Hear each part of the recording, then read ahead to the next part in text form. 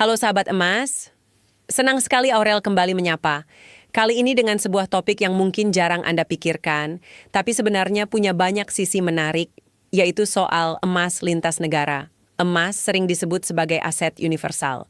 Dari zaman peradaban kuno sampai era modern, logam mulia ini selalu diterima hampir di seluruh dunia.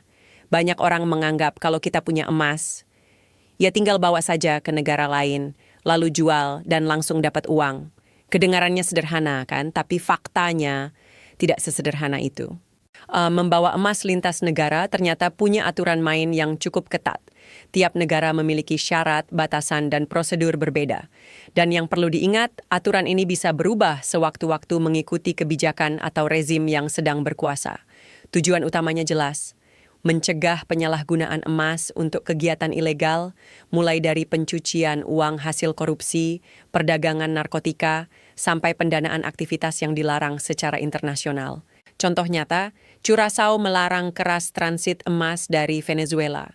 Kazakhstan membatasi ekspor emas di atas $10.000, begitu juga dengan perak batangan.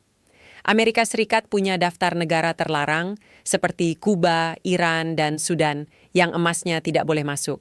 Di Uni Eropa, emas senilai lebih dari 10 euro saja sudah wajib dilaporkan ke bea cukai. Sementara Sri Lanka punya aturan unik. Penumpang yang tiba di negaranya tidak boleh mengenakan perhiasan emas lebih dari 22 karat. Di Asia, aturan pun tak kalah beragam. Thailand, Indonesia, Arab Saudi, Korea Selatan, Jepang, hingga Tiongkok, semuanya memiliki ambang nilai atau berat tertentu yang jika dilewati wajib dilaporkan. Misalnya di Indonesia, emas senilai lebih dari $500 harus dilaporkan. Di Jepang, batangan emas di atas 1 kilogram atau nilai di atas 1 juta yen wajib dideklarasikan. Dan di Tiongkok, emas perhiasan pribadi yang melebihi 50 gram harus melalui proses pemeriksaan khusus. Nah, di tengah aturan yang rumit ini muncul pertanyaan, bagaimana cara agar kita tetap fleksibel dalam menyimpan dan memanfaatkan emas tanpa terjebak aturan lintas negara yang menyulitkan? Salah satu jawabannya adalah emas digital. Emas digital adalah bentuk kepemilikan emas yang tersimpan di platform resmi, biasanya dikelola oleh lembaga keuangan atau perusahaan logam mulia. Untuk level lokal, emas digital ini memang biasanya hanya berlaku di satu negara, tapi proses jual dan konversinya ke mata uang tertentu relatif cepat dan praktis. Tidak perlu membawa fisik emas, sehingga lebih aman dari risiko hilang atau dicuri saat perjalanan. Selain itu, ada juga aset kripto berbasis emas seperti Pax Gold atau token XAU.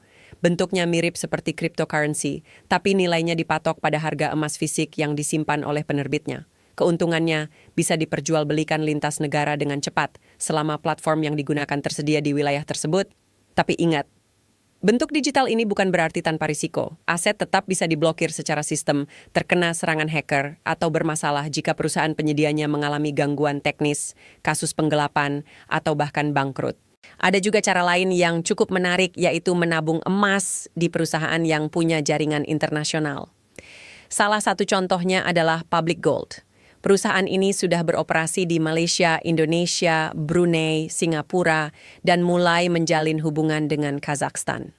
Dengan satu akun saja, Anda bisa mengambil emas di negara manapun yang punya cabang Public Gold. Keuntungannya? Anda tidak perlu khawatir dengan urusan bea cukai, karena emas yang Anda miliki sebenarnya tetap tersimpan di cabang lokal negara tersebut, tidak benar-benar berpindah lintas batas. Jadi, meskipun emas adalah aset yang diakui secara global, bukan berarti bebas dibawa kemana saja tanpa hambatan.